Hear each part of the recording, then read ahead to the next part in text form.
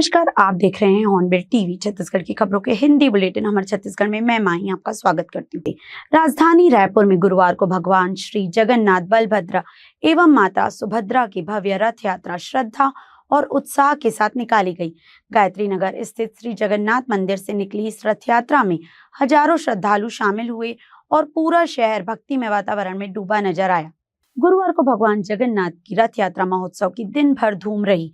गायत्री नगर के इस भव्य कार्यक्रम में राज्यपाल रमेन डेका, मुख्यमंत्री विष्णुदेव साय, सांसद बृजमोहन अग्रवाल और विधायक पुरंदर मिश्रा सहित अनेक जनप्रतिनिधि, अधिकारी सहित बड़ी संख्या में श्रद्धालु मौजूद रहे। कार्यक्रम की शुरुआत सुबह वैदिक मंत्रोच्चार, पूजा अर्चना और हवन के साथ हुई। इसके बाद छेरा, पहरा और परंपरा निभाते हुए राज्यपाल और मुख्यमंत्री ने भगवान के रथ के समक्ष स्वर्ण झाड़ू लगाकर सेवा और समर्पण का संदेश दिया।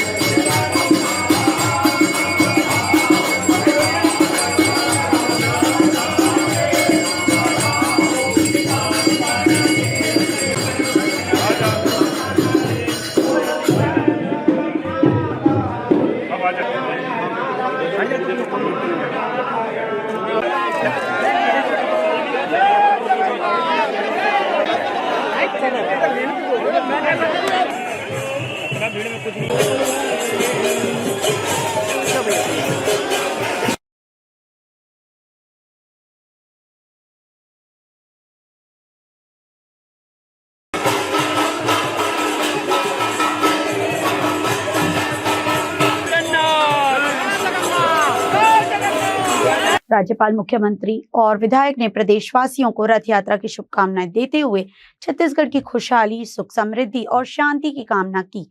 उन्होंने कहा कि भगवान जगन्नाथ का आशीर्वाद प्रदेश पर सदैव बना रहे। आज महाप्रभु जगन्नाथ जी का जो रथ यात्रा है, सभी होकर बहुत प्रसन्नता हुई और इस रथ महाप्रभु श्री जगन्नाथ जी को प्रार्थना करता हूँ, देशवासियों को, छत्तीसगढ़ वासियों को सुख और शांति और समृद्धि दे।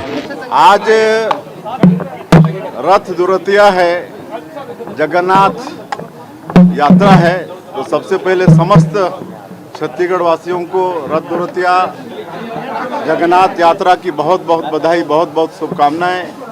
आज हम लोग विधिवत जगन्नाथ महाप्रभु बलभद्र स्वामी और सुभद्रा माता का पूजन अर्चन किए हैं और छत्तीसगढ़ की खुशहाली के लिए कामना किए हैं और उनसे प्रार्थना है कि छत्तीसगढ़ के ऊपर हमेशा उनका आशीर्वाद बना रहे, छत्तीसगढ़ में खुशहाली हो, छत्तीसगढ़ में सबके घर में सुख और समृद्धि हो। आज आषाढ़ शुक्ल द्वितीया है, जिसको गुंडीचा यात्रा भी कहते हैं, रथ द्वितीया भी कहते हैं, रथ यात्रा भी कहते हैं और ये महापर्व है। इस वर्ष का शुरुआती त्यौहार है। नए कपड़ा पहन के, नया व्यंजन बना करके लोग भगवान का दर्शन करने आते हैं और भक्त और भगवान का अपरंपार लीला है। भक्त दर्शन करते हैं भगवान का और प्रसन्न होते हैं और भगवान भक्तों का दर्शन करके प्रसन्न होते हैं। ये दोनों का जो लीला है, अपरंपार है। मैं भगवान को प्रणाम करते हुए छत्तीसगढ़ के लिए सुख, समृद्धि, कल्याण का कामना करता हूँ। खूब बारिश हो, खूब धान का पैदावार हो और आपका जो अन्न भोग है वो हमारे छत्तीसगढ़ से जाता रहे और खाते रहें और हम लोग को खिलाते रहें आशीर्वाद से। बिलासपुर में बीते रविवार को हुए दर्दनाक सड़क हादसे में कक्षा 11वीं के छात्र रुद्र प्रताप शर्मा की मौत के बाद शहर में शोक का माहौल है। तेज रफ्तार वाहन ने एक होनहार छात्र की जिंदगी छीन ली। घटना के बाद पुलिस ने तत्काल कार्यवाही करते हुए आरोपी वाहन चालक को गिरफ्तार कर लिया। वहीं बुधवार को रुद्र प्रताप शर्मा की याद में छात्र छात्राओं, परिजनों और बड़ी संख्या में क्षेत्रवासियों ने कैंडल मार्च निकाला। यह कैंडल मार्च बिलासपुर के नेहरू चौक से शुरू होकर देवकी नंदन चौक तक पहुंचा। हाथों में मोमबत्तियां लिए लोगों ने रुद्र प्रताप को नम आंखों से श्रद्धांजलि दी और उनकी आत्मा की शांति के लिए प्रार्थना की। इस दौरान लोगों ने सड़क सुरक्षा को लेकर भी जागरूकता का संदेश दिया। उनका कहना था कि सड़क हादसों को रोकने के लिए केवल प्रशासन और पुलिस ही नहीं बल्कि हर नागरिक को अपनी जिम्मेदारी समझनी होगी। खास तौर पर अभिभावकों की यह जिम्मेदारी है कि वे नाबालिग बच्चों को कार या बाइक की चाबी न सौंपे। इसके साथ ही वाहन चालकों से तेज रफ्तार से बचने और यातायात नियमों का गंभीरता से पालन करने की अपील की गई। कैंडल मार्च में शामिल लोगों ने कहा कि थोड़ी सी लापरवाही किसी परिवार की खुशियां हमेशा के लिए छीन सकती हैं।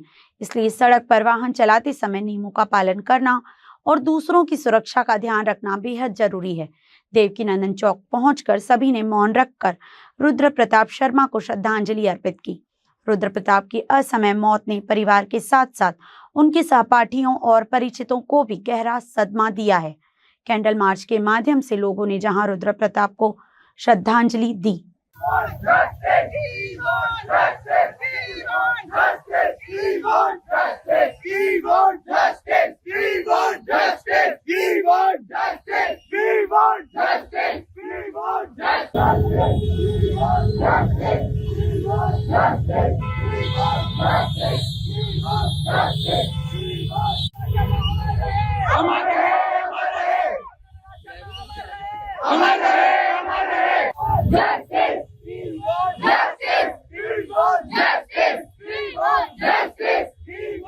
किस बात के लिए निकाला है तो सर्वविदित है। रुद्र प्रताप शर्मा की हत्या हुई है। मैं एक्सीडेंट नहीं कहूँगा इसको, इसके पीछे भी कुछ रीज़न है।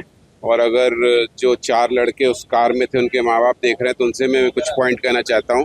पहली बात, मैं कोई इमोशनल और नॉनसेंस चीज़ें नहीं कहूँगा। सबको पता है क्या सही और क्या गलत है।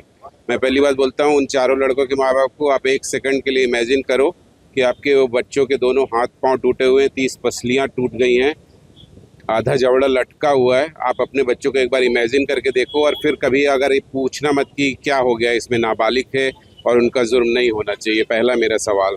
और दूसरा सवाल, आप अगर उसको 1300 सीसी और 7 सीटर की गाड़ी देने का हिम्मत रखते हो तो कल मैं उनके हाथ में गन, ड्रग्स और सब कुछ रखने के तैयार हूँ। वो भी आपको एक्सेप्ट करना चाहिए कि आपके बच्चे वो भी कर सकते हैं। अगर वो इस कैपेसिटी गाड़ी चला रहे हैं मॉन्स्टर टाइप से और एक आदमी को उड़ा देते हैं, उसके बाद कार से निकल के अपने कपड़े झाड़ते हुए चले जाते हैं कि हम ओवर स्पीडिंग कर रहे थे, मूवी और रील बना रहे थे और 2 मिनट के थ्रिल के लिए उन्होंने एक बच्चे की जान ले ली। 17 साल से वो बच्चा गोद से जब से आया तब से इस घर से कनेक्टेड रहा। एक दिन में उन्होंने पूरी फैमिली की ज़िंदगी बर्बाद कर दी है। उनको अगर ये चीज़ समझ में आता है तो उनको ये अनफेयर नहीं लगना चाहिए जो उनके साथ होने वाला है बच्चों के साथ, राइट। और एक बात और मैं परिवार की तरफ से कह रहा हूँ, माफ़ी मांगना उनका हक है। अगर उनको गिल्ट फील होता है तो माफ़ी मांग लें, समझौता के लिए कभी ना आगे आए। जो होगा देखा जाएगा, सिंपल सी बात। ये जो हो रहा है ये सबकी सद्भावना है, इसके साथ है, कोई इसमें कुछ नहीं। मैं उसका चाचा हूँ, मैं आया कानूनी प्रक्रिया करने के लिए, जो होगा वो करेंगे। ये लोग अपने अलग अलग तरीक़ों से जुड़े हुए हैं रुद्र प्रताप शर्मा से। उसने अपना टाइम इनके साथ बिताया, अच्छा बुरा जो भी है, और ये सब उसके लिए न्याय ही मांग रहे हैं। कुछ गलत नहीं मांग रहे हैं, कुछ एक्स्ट्रा नहीं मांग रहे हैं। जो मिलना चाहिए बिना मांगे वो मांग रहे हैं हम लोग। शासन से भी हम कनेक्टेड हैं, शासन भी अपनी तरफ से कोशिश कर रहा है। जो लोग प्रत्यक्षदर्शी हैं वो भी कर रहे हैं। आप जैसे मीडिया के लोग भी बहुत सपोर्ट दे रहे हैं। बिलासपुर के नागरिकों का भी मैं बहुत वो करता हूँ कि उनका हमें बिना कंडीशन वो मिल रहा है कि हम ये गलत है और इसके विरुद्ध आवाज़ उठा रहे हैं। मेरा यही वो है, कृपया अपना साथ बनाए रखें और ऐसा चीज़ किसी और के साथ ना हो, उन चारों के साथ भी ना हो। मैं तो ये कहना चाहता हूँ जो उन्होंने किया, बट उन सारे माँ बाप को कहना चाहता हूँ कि प्लीज़ अपने बच्चे को एक बार ऐसा इमेजिन कर लें अगली बार चाबी देने के लिए कि भाई तुम्हारा बर्थडे गिफ्ट है, जाओ घूम आओ, या सुबह रोड खाली है चला आया। नहीं, उन चारों के बारे में मुझे और भी चीज़ें पता चली हैं, उनके जो भी चरित्र है और वो सब, वो अलग टॉपिक है। बट हाँ, ये तो गलत किया उन्होंने कि 2 मिनट के मज़े के लिए रेसिंग का वीडियो बना रहे थे या रेस लगा रहे थे। 2 कारें वहाँ खड़ी थी, उसके लिए एक बच्चे की जान गई और मेरे घर का बच्चा मरा है, रोड पे मरा है, और वो भाग गए 3। वो पुलिस आगे एक रोनित पटेल को तो ले गई है, बाकी 3 कपड़ा झाड़ते भाग गए, उनका भी नाम आएगा। सिंपल सी बात है। देखिए, आजकल के जो माँ बाप होते हैं वो छोटे छोटे बच्चों को बड़ी अपनी खुशियों के लिए उनको चाबी थमा देते हैं, जो कि बहुत ही गलत है। और आज हमने अपने एक बेटे को खो दिया है 4 नाबालिगों की गलती की वजह से। तो मैं ऐसे माता पिता को भी सजा होनी चाहिए, तब ये साबित हो कि माता पिता को सजा होने पे उनको एक डर सा माहौल पैदा हो। और इतने सारे बच्चे हैं, सबको भी एक हमारा आह्वान है कि प्लीज आप गाड़ी की चाबी ना पकड़ें। आपके पास बहुत सारे साधन हैं किसी की जान बचाने की, क्योंकि आपकी गलती आप उस लेवल तक नहीं पहुंचे हो कि आप एक अच्छी गाड़ी पहुंचो। आप एक असीम ऊर्जा है उसको सही दिशा में लगाओ, ना कि इस तरीके से कांड करके। और जिनका बेटा खोया है वही उस दुख को जान रहे हैं। और वो बच्चा तो रोज कोचिंग में हमारे ही उसमें परिसर में आता था, तो हमने देखा था कितना होनहार बच्चा आज बिलासपुर ने खो दिया। बहुत ही तकलीफ होती है इन सब चीज़ों को देख के। और मैं सभी से अपील करूंगी कि अपने बच्चों को, नाबालिग बच्चों को गाड़ी की चाबी ना थमाएं। बस यही है। छत्तीसगढ़ विधानसभा के मानसून सत्र के तीसरे दिन संजारी बालोद विधायक संगीता सिन्हा ने प्रदेश में महिलाओं के खिलाफ बढ़ते अपराधों का मुद्दा उठाया। उन्होंने कहा कि महिला अत्याचार, बच्चियों से दुष्कर्म और छेड़छाड़, हत्या, मारपीट और अपहरण जैसे मामलों को लेकर उन्होंने प्रश्न लगाया था, लेकिन सरकार की ओर से मिला जवाब संतोषजनक नहीं था। संगीता सिन्हा ने आरोप लगाया कि कई मामलों में पुलिस FIR दर्ज करने में भी लापरवाही बरतती है। उन्होंने मुख्यमंत्री से मांग की कि प्रदेश के सभी 33 जिलों में महिला थाने स्थापित किए जाएं, जबकि वर्तमान में केवल 13 महिला थाने संचालित हैं। साथ ही रायपुर और बिलासपुर जैसे बड़े शहरों में 2-2 महिला थाने खोले जाएं। उन्होंने महिला पुलिसकर्मियों की भर्ती बढ़ाने पर भी जोर देते हुए कहा कि इससे महिलाओं की सुरक्षा और शिकायतों के त्वरित निपटारे में मदद मिलेगी। देखिए, मेरा प्रश्न आज लगा था, जो लगातार महिलाओं का अपराध बढ़ता जा रहा है। जो छोटी छोटी बच्चियां हैं उनके साथ दुष्कर्म का मामला आया, छेड़खानी का मामला आया है और हत्या और मारपीट का भी मामला मेरे पास आया था। और मैंने प्रश्न लगाया था, जिसमें से मंत्री जी का जो उत्तर आया मुझे संतुष्टजनक नहीं लगा। और मैंने उनको बस इतना पूछा कि इन सब अपराध को रोकने के लिए उनकी क्या कार्य योजना है, लेकिन जवाब कुछ भी नहीं आया। उनका कोई कार्य योजना नहीं है, लगातार बढ़ते क्रम में है। मेरे उत्तर में उन्होंने इतना बड़ा फाइल पकड़ाया है, जिसको मैंने सर्च तो किया। इसका मुख्य रूप से जो दुष्कर्म का मामला है, इनके सरकार बनने के बाद 2023 में 2753 था, 2025 में 3090 और 2026 में अभी जो 5.5 महीने हैं तो 1550 है। मतलब ये लगभग 3500 करीब जाएगा दुष्कर्म का मामला। तो लगातार ये क्रम बढ़ते जा रहा है, तो कहीं रोकथाम नहीं हो रहा है। इसी तरह जो अपहरण हो रहा है, जो नाबालिग बच्चियों का अपहरण है, उसका जो रेशियो आया है 2023 में 2308, 2024 में 2961, 2025 में 3040 और 2026 5.5 महीने में 1746। मतलब ये भी लगातार अपहरण बढ़ रहा है, इसमें कोई भी काम नहीं कर रही है सरकार। और इसी तरह मारपीट का मामला महिलाओं के साथ बहुत ज़्यादा आंकड़ा आया है। इसमें मैंने सिर्फ रायपुर का भी अगर मैं बोलूँ तो भी बढ़ते क्रम में है। तो इस तरह से ये सरकार बच्चियों के लिए, जो नाबालिग बच्चियों, हमारी महिलाओं के लिए कोई भी व्यवस्था नहीं कर रही है, सुरक्षा की कोई व्यवस्था नहीं है। उत्तर में इसमें आया है कि यहाँ पे पुलिस फोर्स द्वारा गश्त लगाया जाता है। अगर गश्त लगाया जाता तो क्या वो जो बच्ची शादी से निकली है उनके साथ रेप होता? क्या बिलासपुर में 2 मासूम बच्चियों के साथ रेप होता? क्या सरगुजा में जो रेप हुआ है, क्या इनकी पूरी लापरवाही है? कहीं भी गश्त नहीं हो रहा है। अगर कोई रेपिस्ट है जो जिसके साथ दुष्कर्म हुआ है, वो FIR दर्ज कराने जाती है तो 5-5 दिन तक वो घूमते रहती है, उनके ऊपर FIR दर्ज नहीं किया जाता। ये बिलासपुर का ही मामला है। इस तरह महिलाएं सुरक्षित नहीं हैं। 33 जिला है छत्तीसगढ़ में, 33 जिला में सिर्फ और सिर्फ 13 महिला थाना है और पुलिस कर्मियों की कमी है। आज मैंने उप मुख्यमंत्री जी से मांग किया है कि जो 33 जिला है उसमें कम से कम 33 महिला थाना होना चाहिए। अगर वो बढ़ाए, अगर रायपुर और बिलासपुर जगह है जो जो बड़ी सिटी है वहाँ अगर महिला थाना 2 कर दिया जाए तो कहीं न कहीं महिला सुरक्षित रहेगी। ये मैंने मांग किया है और मैं सरकार से मांग करती हूँ। महतारी वंदन की बात करती है और मैं मांग करती हूँ जब महतारी के सम्मान की बात है तो कृपा करके हम महतारी लोग के लिए महिला पुलिस बल की नया भर्ती होना चाहिए ताकि हमारी बच्चियाँ सुरक्षित रहें। महिला थाना होना चाहिए। 33 जिला है, 33 थाना की मैं मांग करती हूँ। रायपुर पुलिस के यातायात विभाग द्वारा बुधवार को यातायात डीसीपी अर्चना झा के मार्गदर्शन में कालीबाड़ी स्थित यातायात कार्यालय में स्कूल प्रबंधकों की संयुक्त बैठक आयोजित की गई।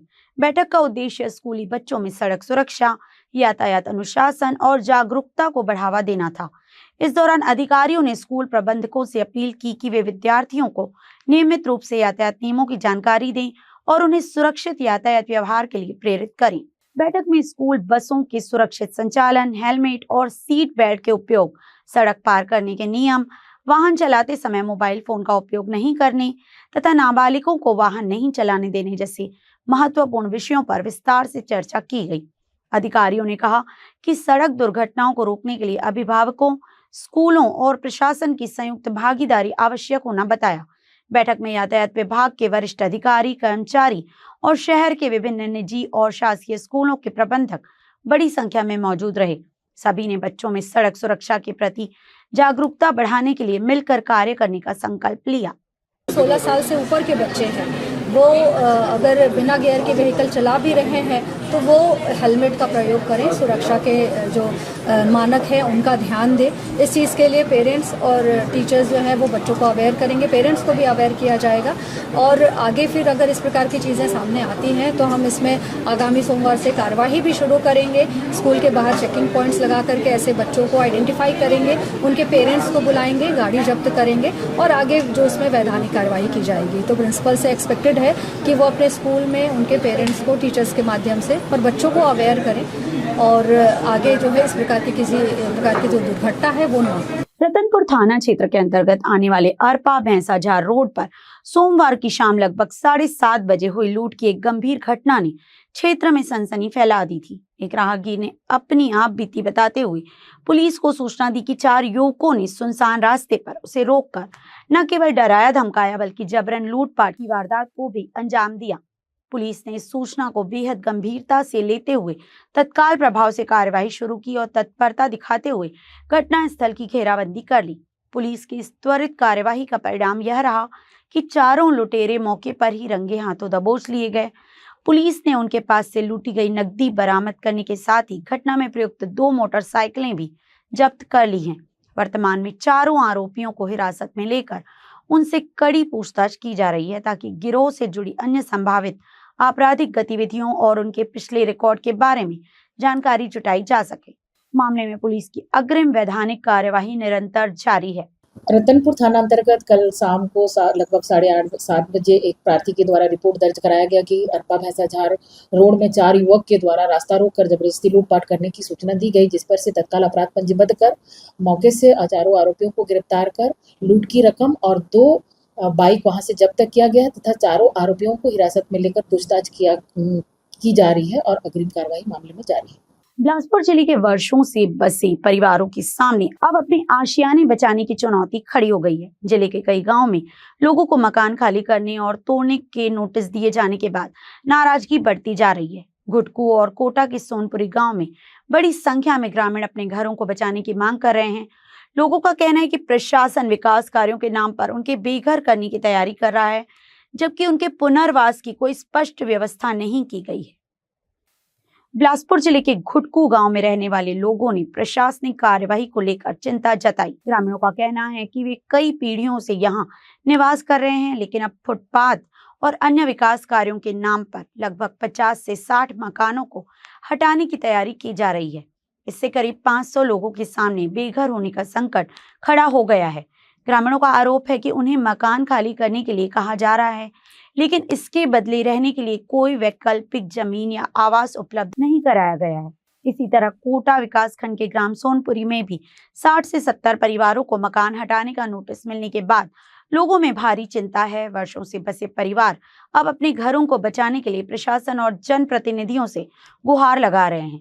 ग्रामीणों का कहना है कि सरकार गरीबों को आवाज देने की बात करती है, लेकिन दूसरी ओर कई परिवारों के सामने अपने ही घरों को बचाने की नौबत आ गई है। उनका आरोप है कि यदि किसी कारण से मकान हटाना आवश्यक है तो पहले प्रभावित परिवारों के पुनर्वास और वैकल्पिक व्यवस्था की जानी चाहिए। तो से आए हैं, ग्राम भुक्कू के रहने वाले हैं। वहाँ गए थे, वहाँ का कोटवार था गांव का और पटवारी वटवारी थे। उन लोग जाकर बोले पेड़ पौधा घर और का सब कुछ लिखा है, कौन कौन रहता है ऐसे करके घर का मुखिया का नाम लिखा है। इसके बाद बोले हैं कि भैया हम लोग पूछे कि किस लिए हम लोग का घर नापे जो कर रहे हो आप लोग, तो बोला कि गवर्नमेंट का सरकारी है ये, इसलिए तोड़े जा रहे। तो हम लोग बोले भी उनको कि भैया हम लोग इसको तोड़ दोगे, 40-50 से ज्यादा हो गया, हमारा दादा परदादा यही का रहने वाले थे, तो इन लोग को तोड़ देंगे तो हम लोग कहाँ जाएंगे छोटे छोटे बच्चा को लेकर करके। 50 से ऊपर से घर है भैया, 50-65 घर है। एक घुटकू में है, ग्राम घुटकू में, बंधवापारा वहीं का है, गाड़ा घाट का बंधवापारा के बीच में है। और वहाँ बोले कि क्या बनेगा भैया, तो फुटपाथ बनेगा ऐसे करके बोले हैं। तो हम बोले कि भैया हम छोटा सा बच्चा कहाँ लेकर जाएंगे। वहाँ हम लोग का जब से मतलब 50 साल से दादा परदादा भी वहीं पर गुजरे हुए, वहीं पर उनका सब कुछ है। हम लोग का कहना है कि हम लोग को घर को छोड़ दो भैया, बाकी तो सरकार सभी सरकारी में ही रहते हैं। एक बार आए थे नोटिस तो 4 घर के लिए भी आया था और एक घर को तोड़कर चले गए। हम ही लोग का घर को तोड़े, लेकिन वहाँ का सरपंच कुछ नहीं बोले। तो वहाँ का जो है जो सब कुछ है, वहाँ जिला पंचायत सब है, वो लोग कुछ नहीं बोले। हम लोग का घर को तोड़े तो ना भैया, बरसात के दिन लेके निकाला थे, घर में तोड़ा थे, हम तोड़ा थे ना, तो हम कहाँ जाओ, बच्चे नान धर के जब के हम नैया करना सब लोग हम हटा थे, जब ले हम नैया करना तब ले काबर तोड़वा थे पता नहीं, जो कुछ गार्डन बनवाबो कहा थे पिक्चर वो देखने वाले के लिए। हाँ हमन कुछ नहीं चाहता, घर मत तोड़े भैया हमर मन के, बस हमने इतने भर चाहता घर मत तोड़े। परिवार हमन बहुत ज्यादा है, घरों भी 50 ले ज्यादा घर है। हमन कोटा ब्लॉक सोनपुरी पंचायत आसिफ गांव ढोल मामा से आए हमन पूर्वज के जमीन कब्जा करे है, तेल हम घर बना हन और आवास भी बन गए है। तेल उप सरपंच और त्रिभुवन सिंह कमल दास पंच के द्वारा दबाव डाल के हमारे पर नोटिस जारी करे हैं कि घर को तोड़ा जाए। कि यहाँ से हटाना है व्यक्तिगत हमरे बस 11 के लिए। छोड़ के आवास में बसे है? हाँ आवास में बसे हैं, आवास भी बने हैं, बेजा कब्जा जमीन है। 20-25 साल से ऊपर हो गए हैं। बस्ती में तुम्हारा घर है? जमीन रहती तो कहाँ हुआ बसते बस्ती नहीं है। तो काबर तुहर लंग बस इसमें करत है, चुनाव वोट नहीं दे रहे कावला? दे रहे हैं। हाँ हाँ का चाहत तुम? हम अपन घर ला चाहत हैं, हमन अपन घर ला वही लंग रहना चाहत हैं। फिलहाल घुटकू और सोनपुरी के ग्रामीण प्रशासन से राहत की उम्मीद लगाए बैठे हैं। लोगों की मांग है कि उनके आशियाने बचाए जाएं या फिर उन्हें सम्मानजनक पुनर्वास उपलब्ध कराया जाए, ताकि विकास और जनहित के बीच संतुलन बना रहे। कैमरामैन मोनू सिंह के साथ भारती इंदु कौशिक की रिपोर्ट। छत्तीसगढ़ हाई कोर्ट ने एक महत्वपूर्ण फैसले में कहा है कि यदि पत्नी का किसी अन्य व्यक्ति के साथ अवैध संबंध साबित होता है तो वह पति से गुजारा भत्ता पाने की हकदार नहीं होगी। कोर्ट ने फैमिली कोर्ट के आदेश को बरकरार रखते हुए महिला की याचिका खारिज कर दी। मामला जशपुर की एक महिला और रायपुर निवासी उसके पति से जुड़ा है। दोनों का विवाह वर्ष 2018 में हुआ था, लेकिन शादी के करीब 8 महीने बाद ही दोनों अलग हो गए। पति ने आरोप लगाया था कि उसकी पत्नी का किसी अन्य व्यक्ति के साथ अवैध संबंध है। मामले की सुनवाई के दौरान फैमिली कोर्ट ने पत्नी को गुजारा भत्ता देने से इनकार कर दिया था। इस आदेश को महिला ने हाई कोर्ट में चुनौती दी, लेकिन हाई कोर्ट ने फैमिली कोर्ट के फैसले को सही ठहराते हुए याचिका खारिज कर दी। कोर्ट ने कहा कि ऐसे मामलों में गुजारा भत्ता का दावा स्वीकार नहीं किया जा सकता। छत्तीसगढ़ हाई कोर्ट ने हत्या के एक मामले में बड़ा और अहम फैसला सुनाते हुए साफ कर दिया है कि सिर्फ पुलिस के सामने अपराध स्वीकार कर लेने भर से किसी आरोपी को दोषी नहीं ठहराया जा सकता। कोर्ट ने कहा कि कानून के मुताबिक पुलिस के समक्ष दिया गया इकबालिया बयान साक्ष्य नहीं माना जाता, इसलिए दोष सिद्ध करने के लिए स्वतंत्र और ठोस सबूत जरूरी है। मामला जांजगीर चांपा जिले के नवागढ़ थाना क्षेत्र का है। अभियोजन के अनुसार वर्ष 2019 में अनवर खान पर सुनीता कुशवाहा की हत्या का आरोप था। घटना के बाद आरोपी खुद थाने पहुंचा और पूरी घटना की जानकारी पुलिस को दी। राज्य शासन ने सत्र न्यायालय द्वारा आरोपी को बरी किए जाने के फैसले के खिलाफ हाईकोर्ट में अपील की थी। सुनवाई के दौरान हाईकोर्ट ने पाया कि मामले में कोई प्रत्यक्षदर्शी नहीं है और वैज्ञानिक साक्ष्य भी आरोपी के खिलाफ अपराध को पुख्ता तरीके से साबित नहीं कर सके। अदालत ने कहा कि आरोपी की स्वीकारोक्ति को हटाने के बाद अभियोजन के पास ऐसा कोई मजबूत प्रमाण नहीं बचता जिससे हत्या का आरोप संदेह से परे साबित हो सके। इसी आधार पर हाईकोर्ट ने राज्य शासन की अपील खारिज कर दी। इसमें क्या एक्चुअल में घटना 2019 की है, जिसमें कि लोअर कोर्ट द्वारा अभियुक्त को बरी कर दिया गया था। उसके बाद राज्य शासन ने इसमें एक अपील प्रस्तुत की। उस अपील में ये कहा गया कि उसको गलत तरीके से एक्विटल किया गया, उसको सजा होनी चाहिए। कोर्ट ने एविडेंसेस को ध्यान में रखते हुए और सेक्शन 25 का एविडेंस एक्ट का हवाला देते हुए यह कहा कि जो कि एक्यूज ने खुद ने सरेंडर किया और खुद ने उसने जाके FIR दर्ज कराया, उसी को ध्यान में दृष्टिगत रखते हुए और सूक्ष्म उसमें अवलोकन करते हुए ये पाया कि चूंकि एविडेंसेस एक्ट इसके खिलाफ में है और जो भी उन्होंने सबूत इकट्ठे किए थे उसमें जो ब्लड ग्रुप भी पाया गया वो भी मानव रक्त नहीं पाया गया, और जिस चीज़ को उन्होंने कलेक्ट करना था उसको किया नहीं, उसको फॉरेंसिक भेजा नहीं, जो कि उनकी खामियां थी। उसको देखते हुए और सुप्रीम कोर्ट के कई दृष्टांतों को ध्यान रखते हुए सूक्ष्म अवलोकन करने के बाद में उच्च न्यायालय ने ये पाया और दोनों जज ने ये पाया कि चूंकि यहाँ पे एविडेंसेस के बहुत सारी कमी है और उन्हें सही तरीके से पालन नहीं किया गया है, इसलिए लोअर कोर्ट ने जो उनको सजा से बरी किया है वो सही किया है और उसको खारिज कर दिया, उनकी राज्य शासन के बिल को खारिज कर दिया। आज के बुलेटिन में बस इतना ही। मुझे दीजिए इजाजत। देखते रहिए हॉर्नबिल टीवी।